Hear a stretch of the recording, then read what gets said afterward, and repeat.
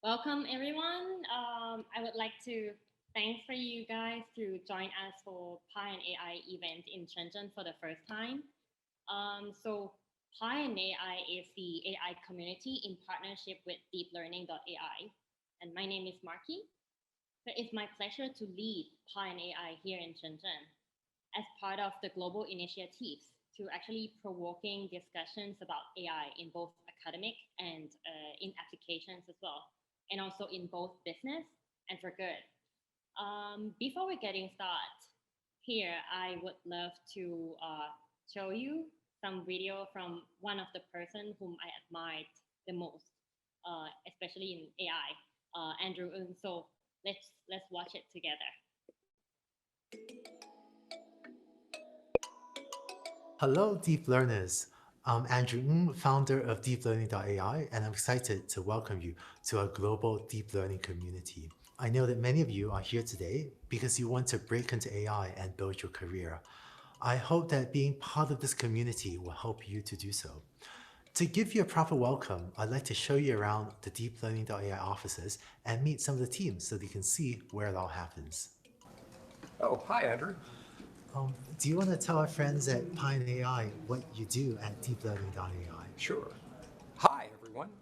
I make articles and other media that help people learn about AI and help them understand the huge impact that AI is having in the world.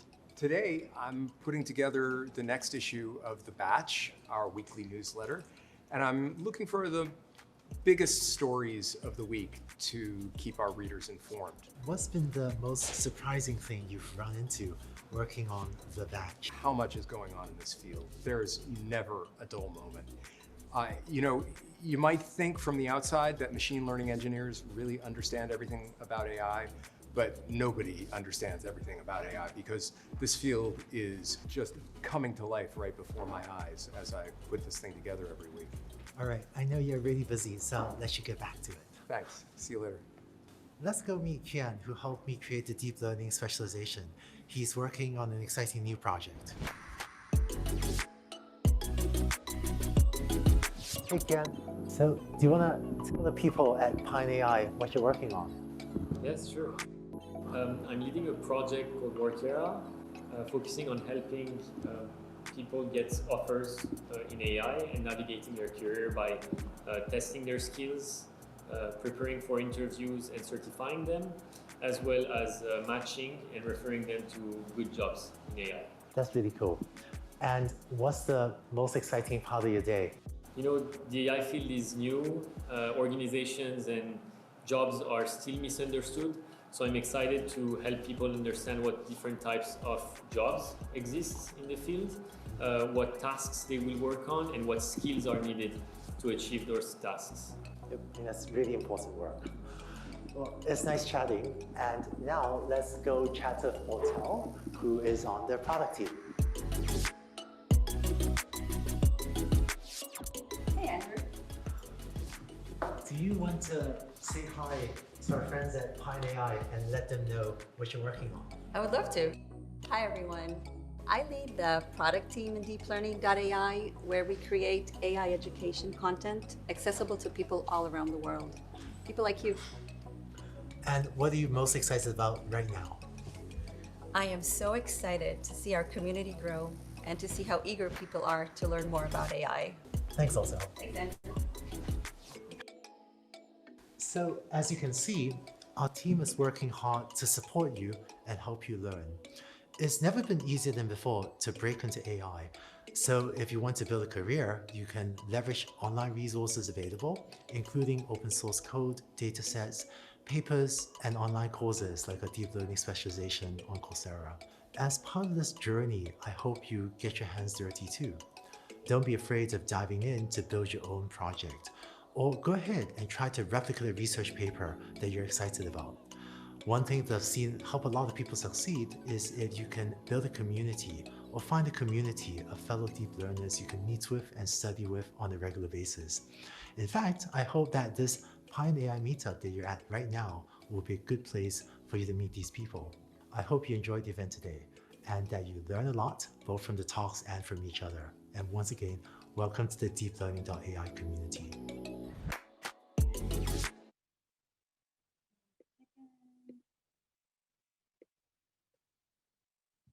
Okay, yes. Thanks to Andrew again for this great initiatives, right?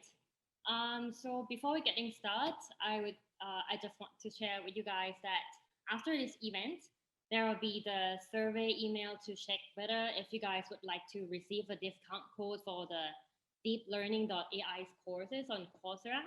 So it's mainly for the first month subscription. So if you want to grab the discount code, so just make sure that you know like fill the form. And for today's event, our topic is modeling of paralinguistic speech attributes for intelligent speech interaction. We will have the speaker sharing session for around 40 to 50 minutes. And after that, we will have the Q&A session, which if you have any questions, so feel free to share in the chat box while the speaker is presenting. And then he will be answering during the question, or like, you know, you can just raise your hand during the Q&A as well. And now I would love to introduce my speaker for today. He is also my favorite person in AI. He is my advisor, a professor at Tsinghua University SIGS in Shenzhen. He is the expert in speech and leading the human-computer speech interaction lab here in Tsinghua, Shenzhen. I would love to welcome Professor Zhiyong. Okay, thank you, Marky, for the introduction, and thank you everyone for joining this event. It's my great pleasure to be here to give the talk. At the following, I will share my screen first. So, can you see? Yes. Okay. Thank you. So, hello everyone. It's my great pleasure to give the talk here. And because this event is about Pi and AI, and mostly importantly for the artificial intelligence, the AI. So my talk, the topic of my talk is related to AI, but put focus on speech. That is the intelligent speech interaction. As you know that for the speech interaction, all of the users will use speech to communicate with the computers as well as the smart devices. But for the interaction, the most important thing is how to intelligently interact with the devices, with the computers, with the smart devices. And the most importantly is how to model the paralinguistic speech attributes for the intelligent speech interaction. And in this talk, I will give the examples on emotion and emphasis for speech.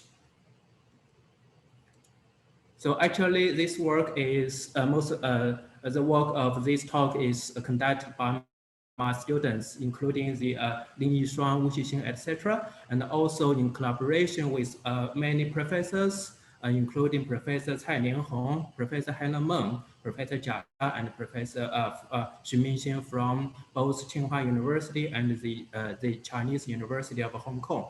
And we also have some collaborations with Tencent AI Lab, that is the most important company in China, the Tencent, and also Microsoft Research Asia, as well as Beijing Sogo Technology Development Company Limited. So here are the outline of my talk.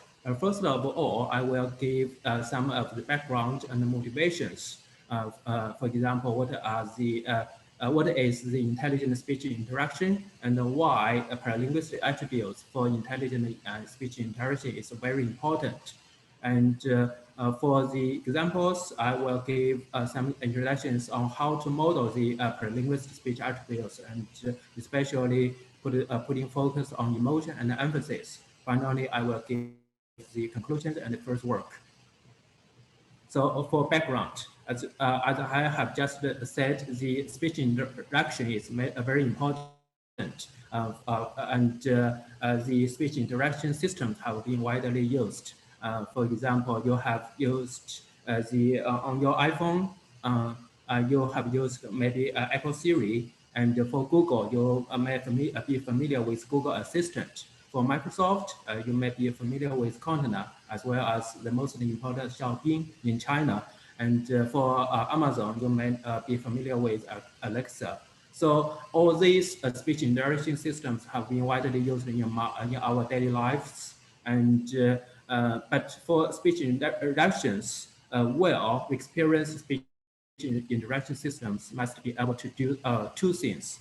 The first one is to understand the user's intention accurately. Because when the user speaks, people don't just say the content, the speech has content, but also the implicit intention of the user, which means the user wants the computer or the smart devices to do some things, for example, related to his or her emotions or his or her emphasis. So the first important thing is how to understand user implicit intention accurately. The second one is for the feedback of the systems of the computers or the smart devices. It should be able to provide speech responses with accurate semantics, also with high naturalness and human-like expressiveness. That is, the responded speech must be expressive, containing emotions and putting proper emphasis on certain words. So then we could look at some of the conventional speech interaction systems. For the conventional speech interaction system, actually there are about three main components. The first component is the automatic speech recognition. That is the ASR in brief. And then the second one is the natural language processing or natural language understanding and the natural language generation. That is the NLP for the second component. And for the third component is the TTS module. That means the text to speech. That is to convert the text to speech and to generate output speech for to the user. So the conventional speech interaction systems, the main flow of the information is first the user speaks and the systems get the user speech as input, and then conduct the ASR to convert the user speech into text.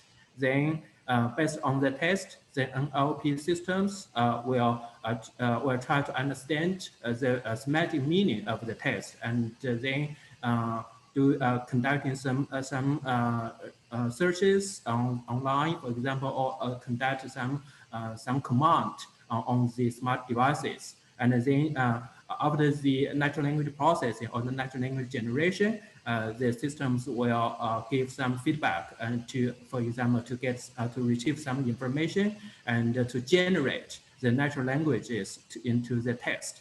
And then the last step is to use the TTS component, the TTS component to convert the text to the output speech.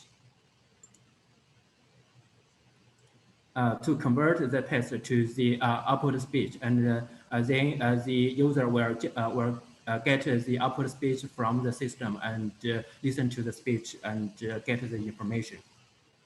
So actually, for this conventional speech interaction systems or the conventional pipeline, there are some problems.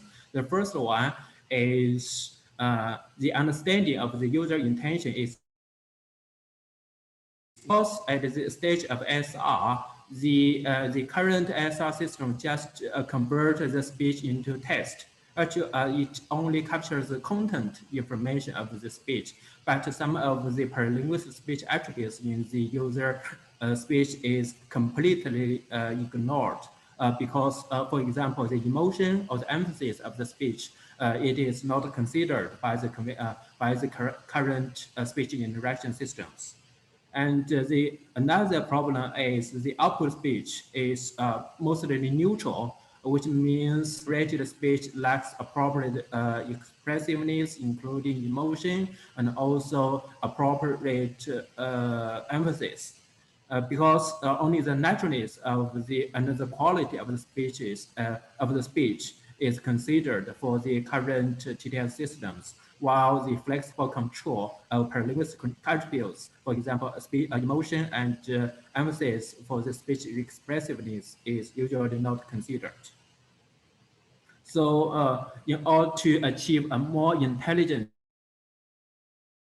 we must consider two important things. The first one, we have to more accurately understand the intentions of the user. That is, we have to analyze the paralinguistic attributes for user speech.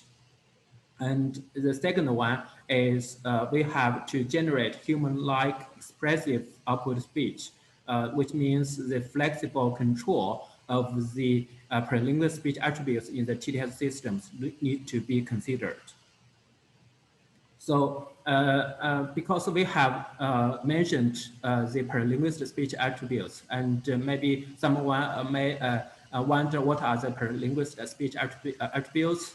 I think the most two important two attributes is the emotion and the emphasis. For example, for the emotion of the speech, there are three examples here. The text is the railway station is near the theater, and for the same text, it can be expressed in different emotions. For example, the first one is in neutral. You can listen to it. 火车站就在剧院区附近。Can you listen to it? Yes. Maybe I will turn on my yes.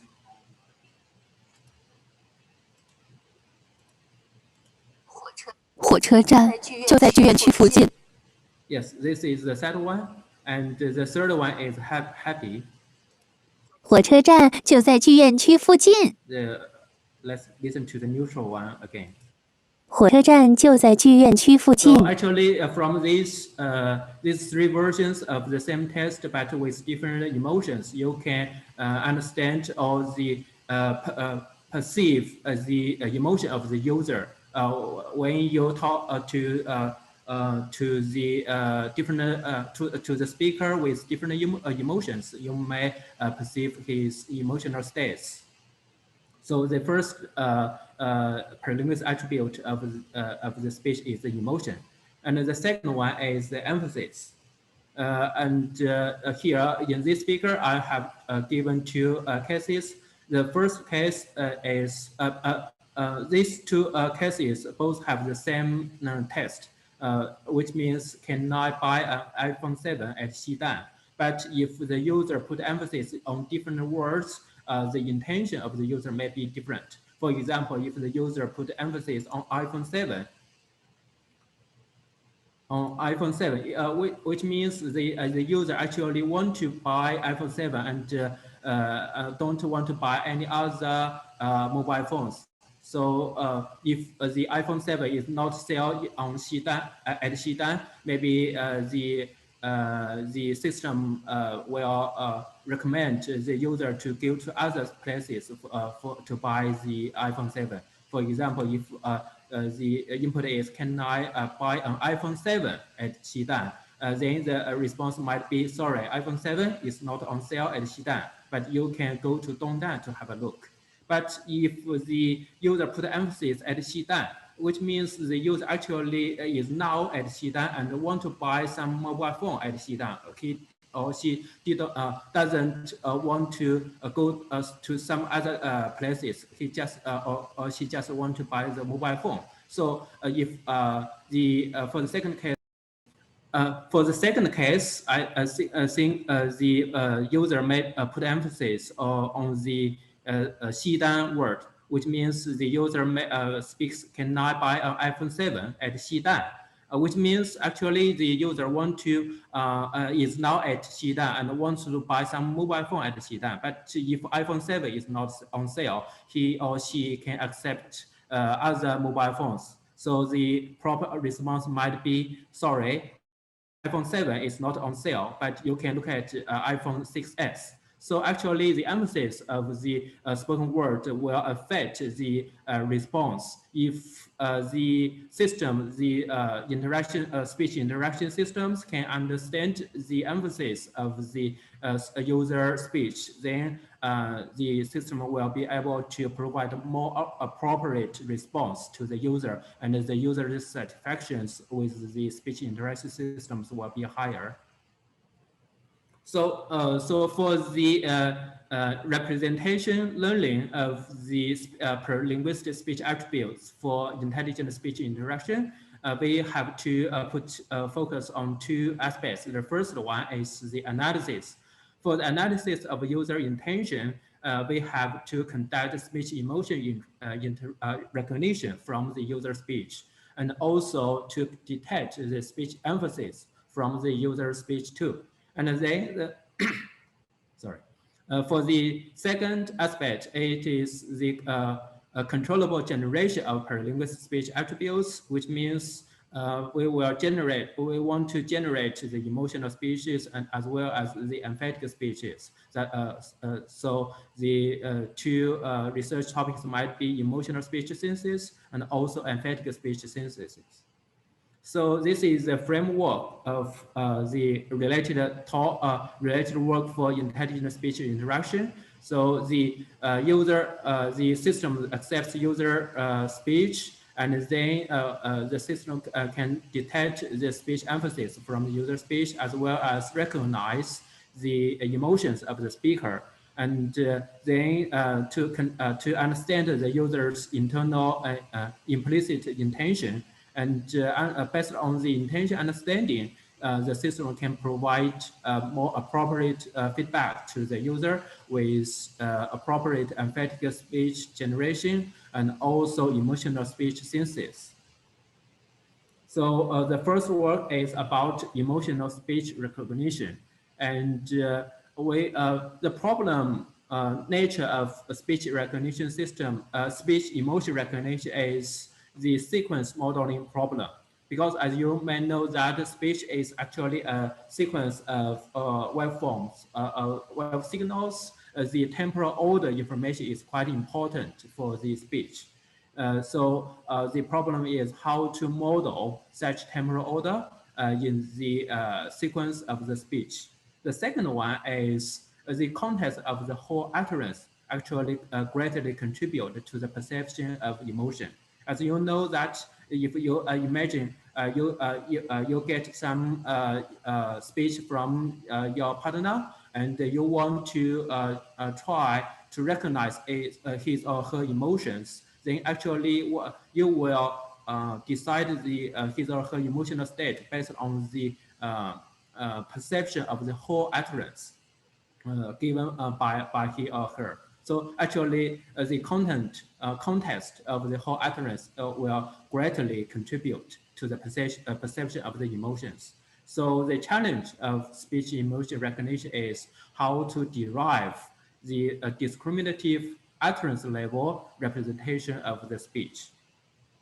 So to deal with the problems, we have proposed such a model architecture for the speech emotion recognition to derive a more discriminative utterance level features for SER.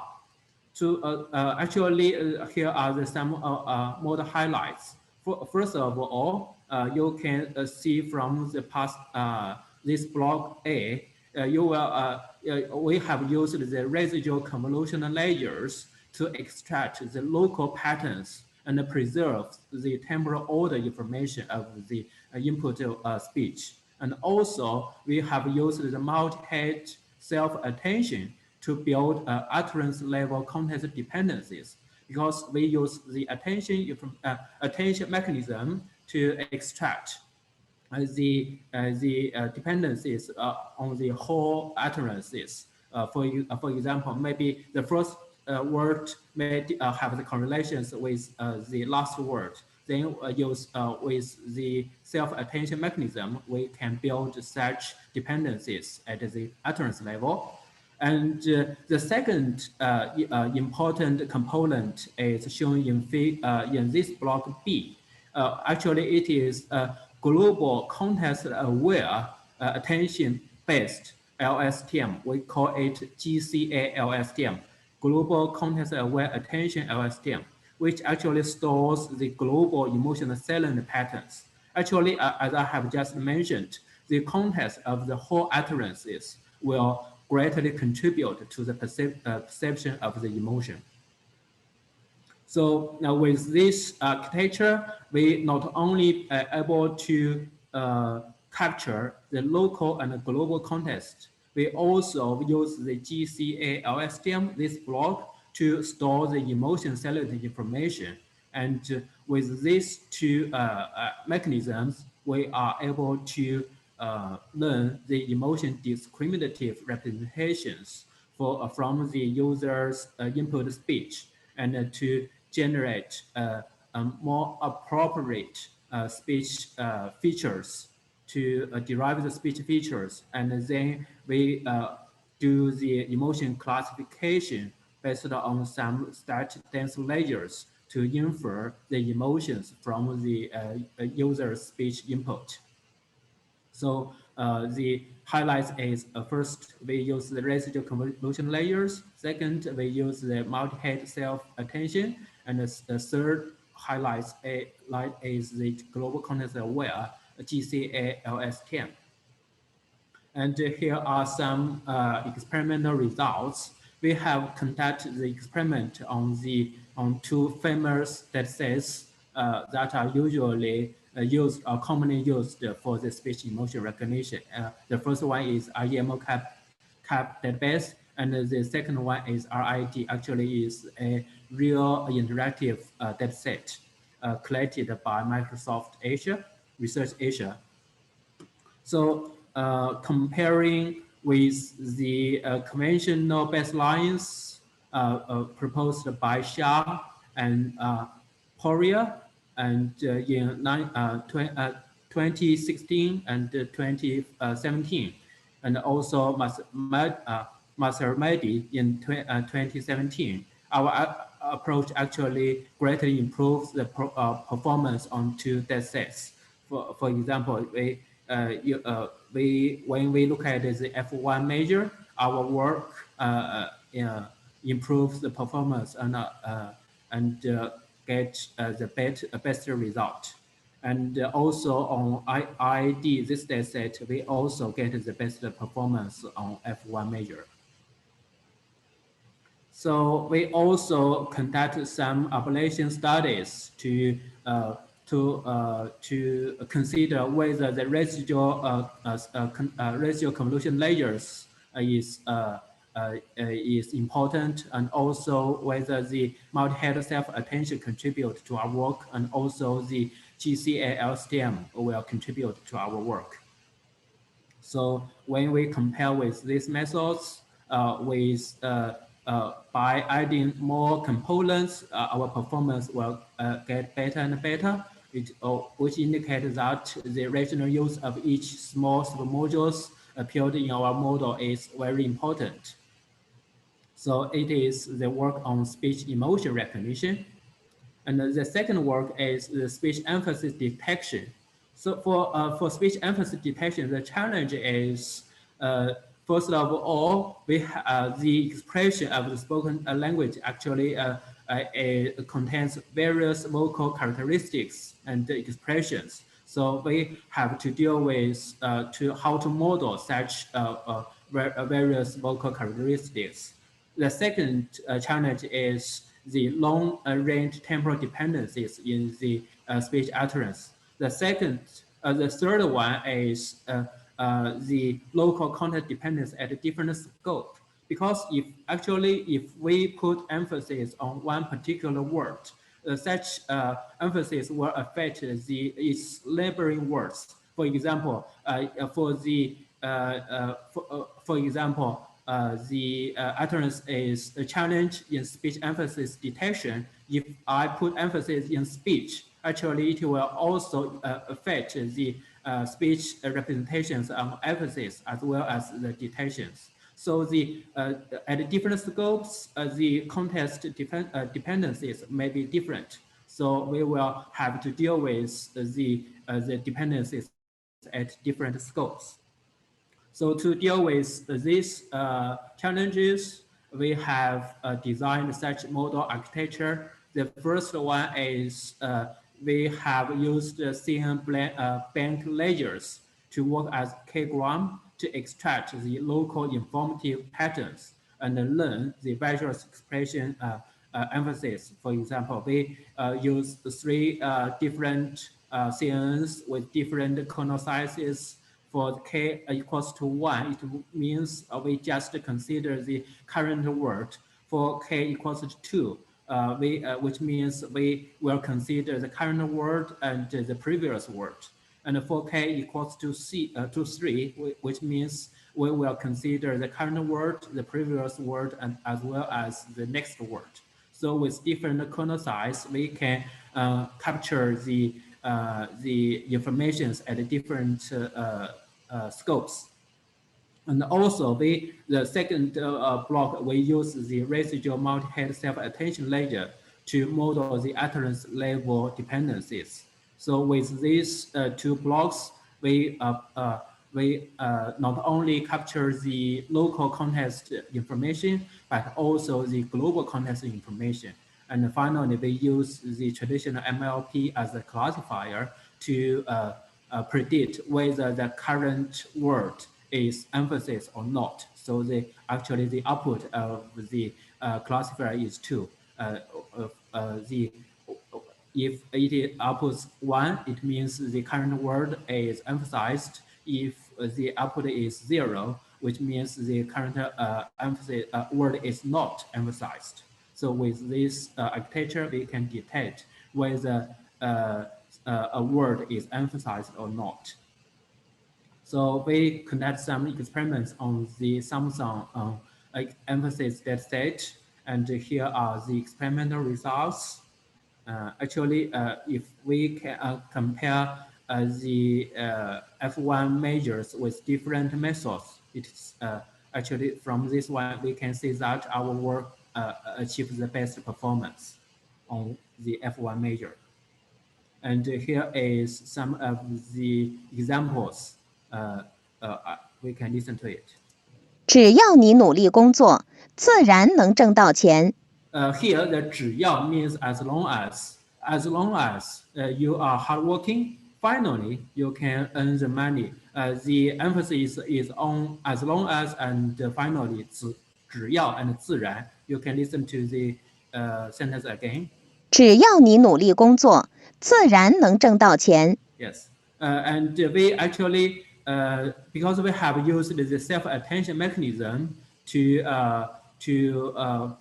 detect the emphasis. So actually the attention weights will reflect the attention, whether the current word, the degree of the current word to be emphasized. For example, from this figure, we can see that the first word 只要 it has the dark color, and for the fourth word 自然 it also has the dark color, which means the first word and also the fourth word have more attentions. Hence, it is detected as the emphasized word for 只要 and 自然, means as long as and also finally.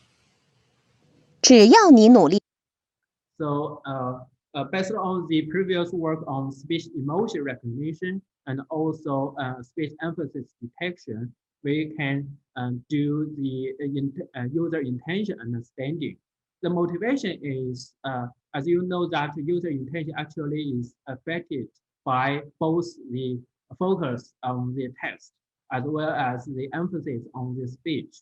So we want to model both the text focus as well as the speech emphasis together to get the more accurate understanding of the user intention. So the core contributions of this work is first, we address the problem of user intention understanding in real world human mobile interaction scenarios. And second is we formulated the problem of user intention understanding by the text focus detection and speech emphasis detection, as well as the using the location information to predict the intention prominence of the user. And finally, we propose a multitask deep learning model to integrate the three modalities, including the text focus, the speech emphasis, and also the user's location, to get a more accurate predictions of the user's intention. So here is the model architecture, and this one is the first component is the sparse autoencoder. Actually, it is a pre-trained model on in a large unlabeled data. With this SAE, we are able to learn the comparative features from the user's input. And then we use the LSTM to capture the correlations between different words. And then we use the multitask learning to build the correlations of text focus and speech emphasis simultaneously. For example, the first task is the text focus predictions. The second task is the speech emphasis detection. And based on this posterior probabilities of the text focus predictions and as well as speech emphasis detections, we further use the Bayesian network to model the feature dependencies between the text focus, speech emphasis, as well as the user's intentions to predict the user intentions to detect whether the current focus is on which word, and also the emphasis is on which word, and to get a better understanding of the user's intention. So we also conduct some experiments on so-called voice assistant utterances, and here are the experiments. From the experiments, we can see that our LSTM with Bayesian network model can greatly improve the performance on the F1 measure to get the best performance.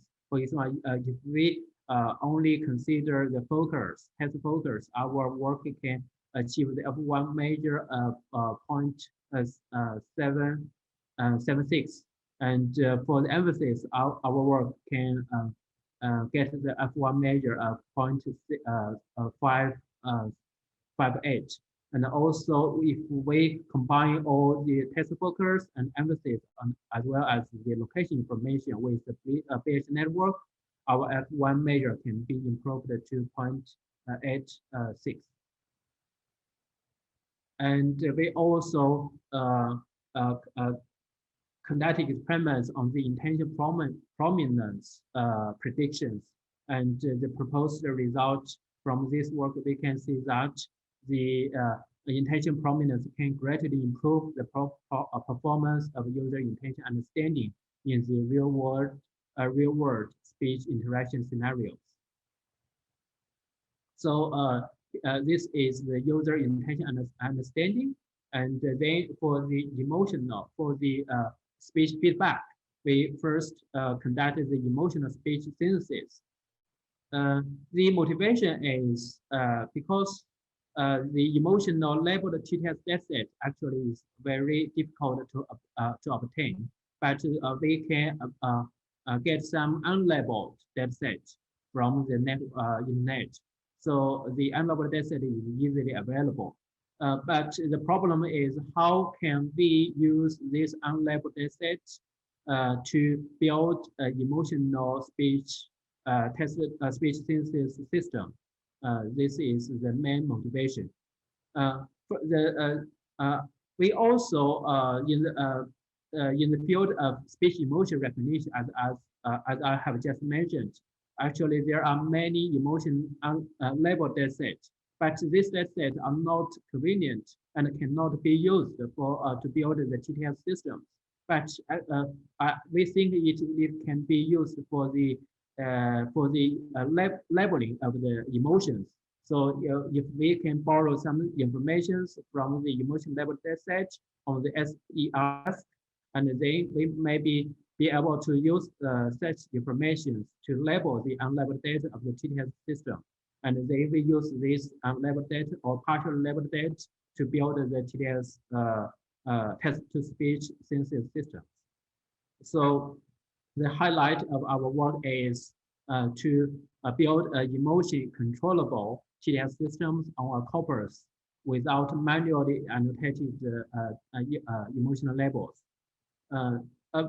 Because the dataset is not labeled, but for the TTS systems, it should be labeled.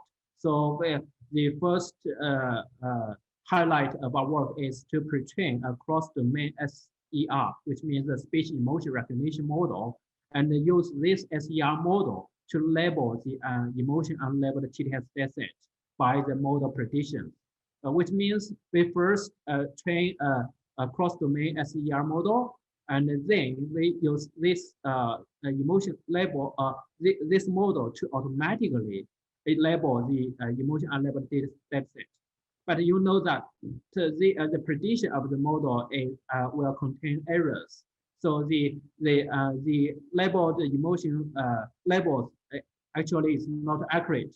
So the next problem is how we can use this inaccurate emotion labels to build the TTS systems.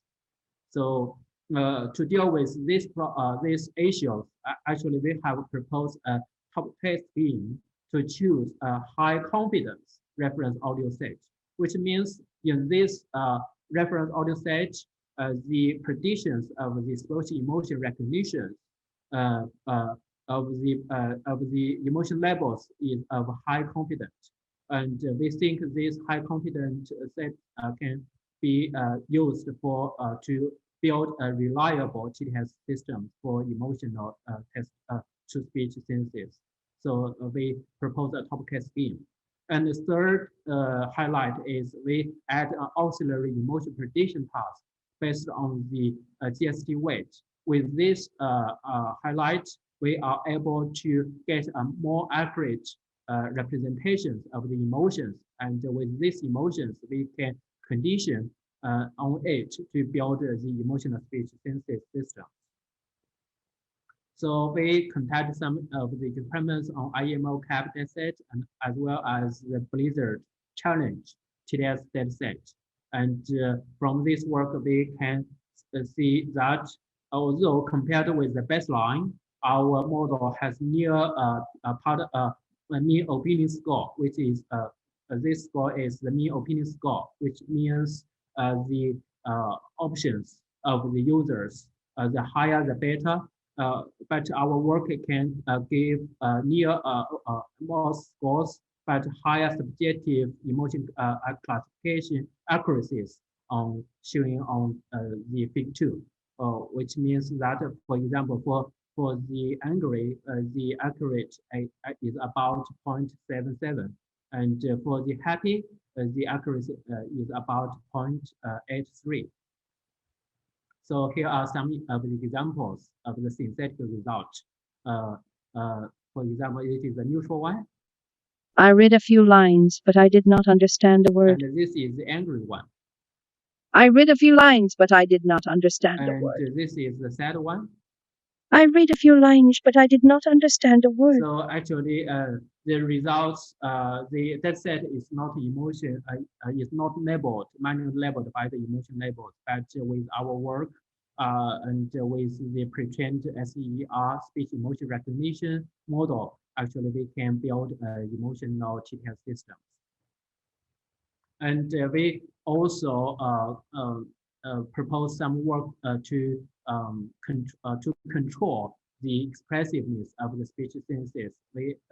We propose a multi-scale style control, which means for the global style, we want to get the global style of the speeches, and also we can want to control the local scale properties of the speech emotions. Actually, I may just show some of the experimental results. So the first one is we want to borrow the global style from this reference speech. We can listen to it. 但是如今，大部分的跨洋货运还是靠轮船。 And also we have to borrow the local scale properties from this reference speech. 北京周3限行，尾号为2和7。 So actually, you can listen to the local reference speech. Actually, it is in sad emotions, but for the global style, it is the neutral emotion. 但是如今，大部分的跨洋货运还是靠轮船。 So actually, we want to borrow the global neutral emotions from the global reference speeches, but we want to only keep the local prosody information from the sad speeches. And here are the results. You can listen to it. 北京周3限行，尾号为2和7。 So from this result, you can perceive that the emotion of the synthetic speech is neutral, but the prosody, that means the pause and the duration of the words actually are similar to the local reference speeches. So if we listen to these two speeches, first the local reference speech. 北京周3限行，尾号为2和7。北京周3限行，尾号为2和7。 And then the synthetic result. 北京周3限行，尾号为2和7。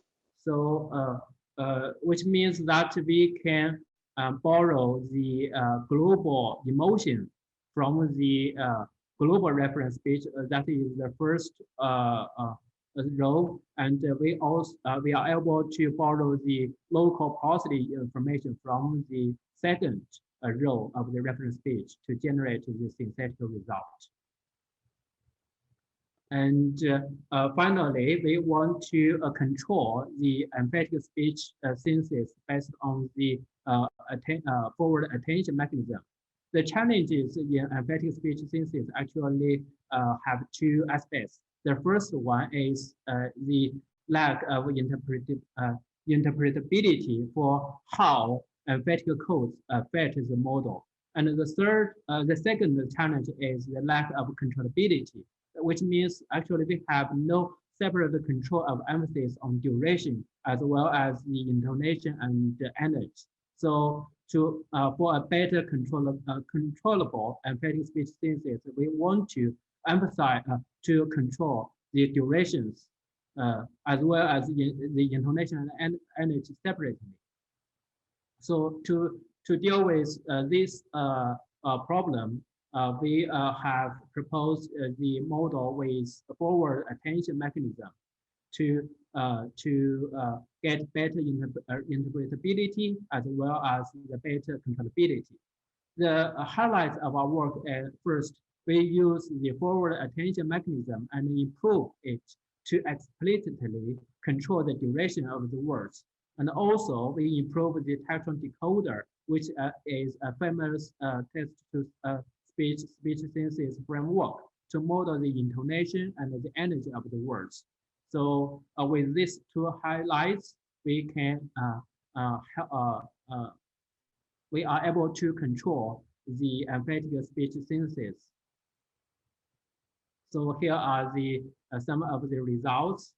So if we compare our proposed model with the best model, the precision, both precision and the recall of emphasis detection test is greatly improved by our proposed model. And for the naturalness, our proposed model also achieved better results than the baseline model. And here are some of the results, which means in Shanghai there is a guy who will go to work by taking the subway every day on time. So the focus or the emphasis is 每天, which means every day. So the first one is gamma A equals to 0 and gamma D equals to 0, which means we don't control or provide any control on the durations as well as the energy, which actually is neutral speech. 在上海有个小伙子，他每天准时坐着地铁上班。 And if we use gamma A equals to 1 and gamma D equals to 1, which means the duration as well as the energy of the energy of the word 每天 every day will be emphasized, and you can listen to this one. 在上海有个小伙子，他每天准时坐着地铁上 So 班。 actually, you can perceive that 每天 the duration of the 每天 is longer, as well as the energy of 每天 is larger. And here is another example, which means I want to go to Xidan to buy mobile phones. Here the Xidan is emphasized. And if we provide just 0 and 0, which means gamma A equals to 0 and gamma D equals to 0. And it's actually a neutral speech. 我想去西单买手机。 And if we provide the gamma A equals to 0.5 and gamma D equals to 0.5, some of the degree of the emphasis can be perceived. You can listen to this one. 我想去西单买手机。 And if we provide gamma A equals to 1 and gamma D equals to 1, and the emphasis can be perceived more easier. 我想去西单买手 So 机。 actually, you can perceive that the Xidan is accurately emphasized. So which means our proposed method can control both the duration of the emphasized word as well as the energy of the emphasized word. So here are the conclusions of my talk. So actually, the representation learning of paralinguistic speech attributes is very important for the intelligent speech interaction, because we not only want to understand users' intention more accurately, but also we want to generate more expressive speech so that the user's satisfaction can be greatly improved. So we need to both model the paralinguistic attributes of speeches, and in this talk, I have taken the emotion and the emphasis as the example. And representation of learning of emotion and emphasis will help boost the performance of nowadays speech interaction systems. And for the future work, and I have highlighted some possible research focus for improving the speech interactions. For example, the cross-domain problem, as well as for the speech generations, we can provide more styles, and generation of spontaneous speeches will need to more accurate and a more natural speech interactions. Actually, I have one more thing to show. So not only on the speech, we also conduct some results on the talking head, which is the expressive speech-driven talking head, which means the animations of the avatar is actually very expressive. For example, can be of different emotional states with neutral, angry, happy, and sad. And we can watch to some of the videos. For example, the neutral one. 我就可以背地里抽烟诅咒。 And this is the angry one. 他不排第一，谁来排第一？ And the happy one. 填牙缝都不够啊，哈 And 哈！ finally, the sad one. 弹指间，不过放手了无牵挂。 Okay, so that's all for my talk. 我就可以背地里抽烟。 Very much. Thank you so much. Okay, thank you so much, Professor Wu.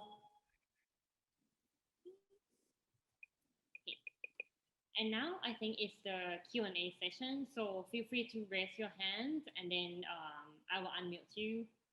And then I see there are one question in the chat box, right? Oh, okay. So Mr. Kushna Sarov asked that if this model can be used for speech accent detection.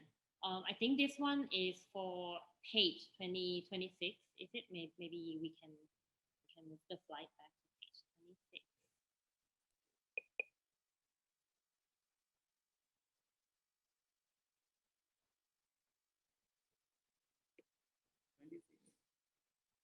I think it should be speech emotion recognition.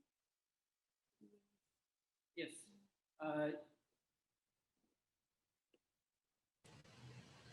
Yes. Yes. I think if I briefly answer this question, is the answer is yes. Actually, this model can be used to for speech accent detections, because for the emphasis detections as well as the speech for the speech accent detections, the most important thing is actually on the feature extraction part. I think it should be this one, feature extraction part. And this work, I think, using the CNN for banks layers as the K-gram to extract the local features, as well as the the emphasis, the expressions of different styles for emphasis. It will be it will benefit to our to the work also on the speech accent detections. So the answer is yes. Thank you. Okay, thank you. And then there's a second question from the chat box. So it's from Mr. Pitipon.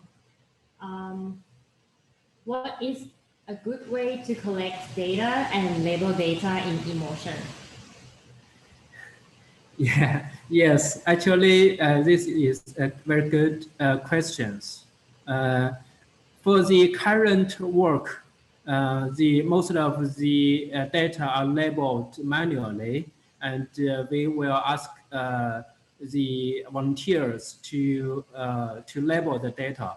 Actually, if on nowadays on the internet, there are many plenty of unlabeled data.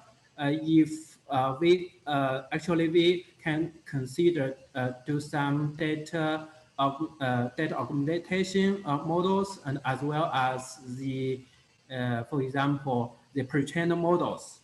If we can pre-train such the model on some already collected speech emotional data, and then we use this data to on the new data from the internet, and this data is actually unlabeled.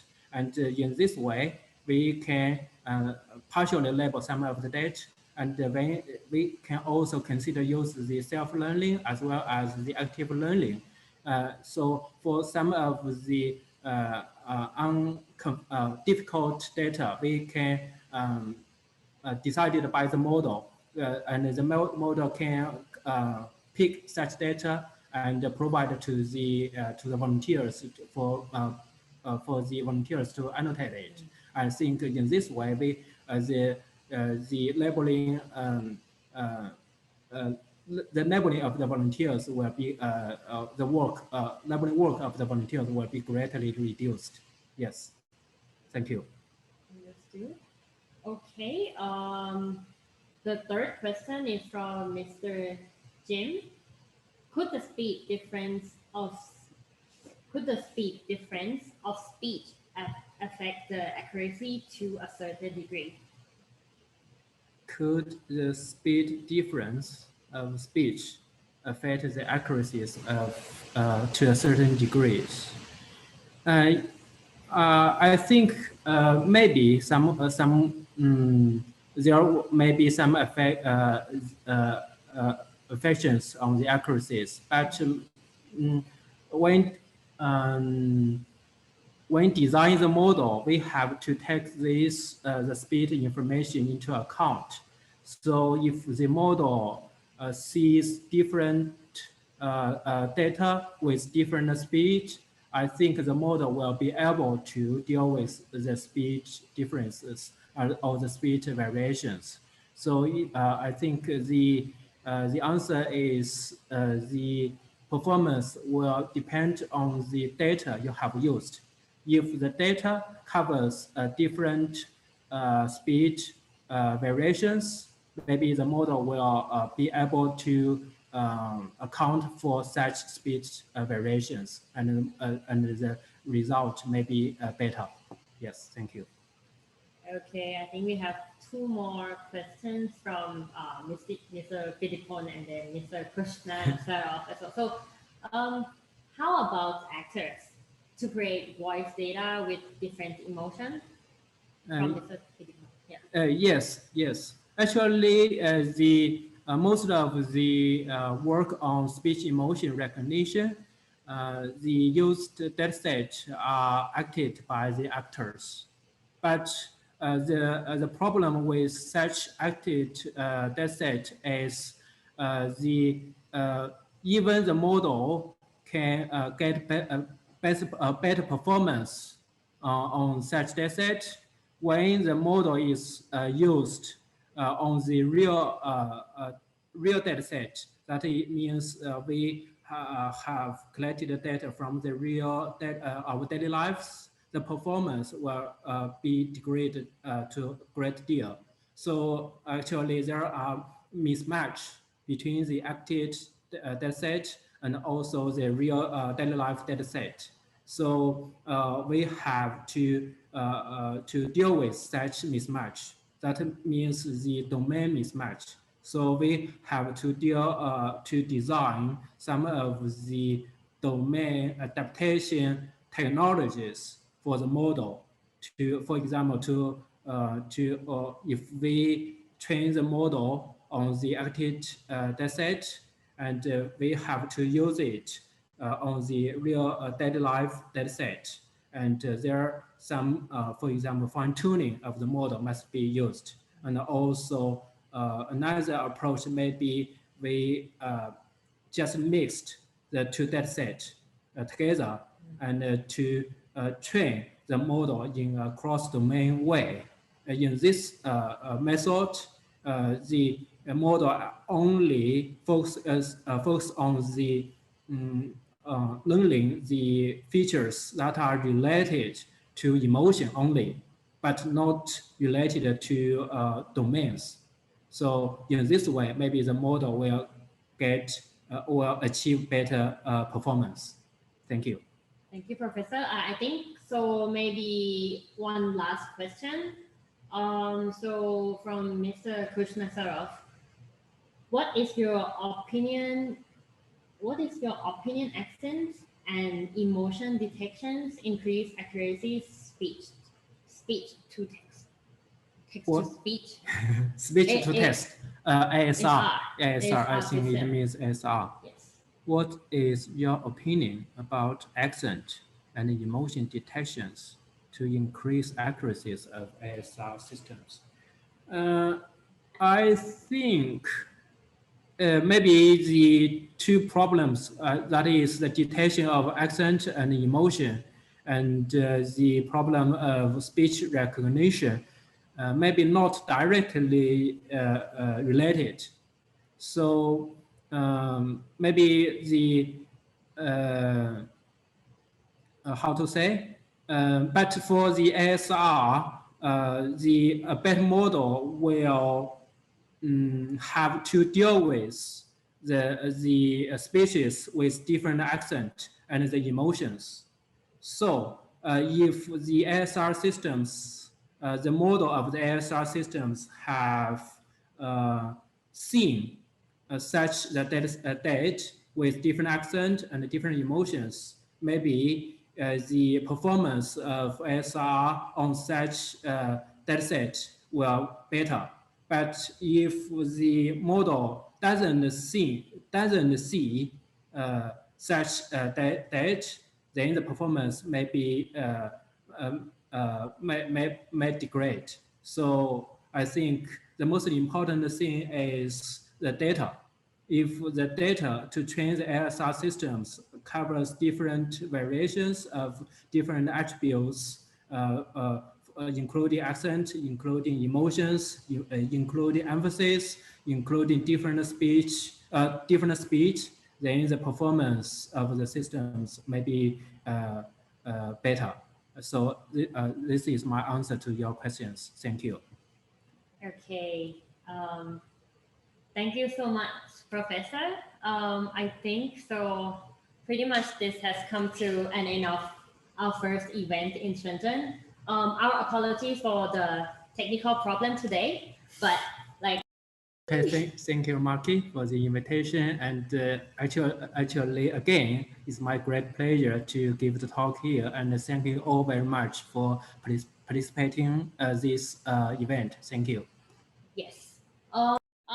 I just said that before the end of today, my last message would be like, if you guys are interested in the DeepLearning.AI courses, so please help us to fill the form about our event, and then like what you want us to improve or what you want to learn in the future events as well.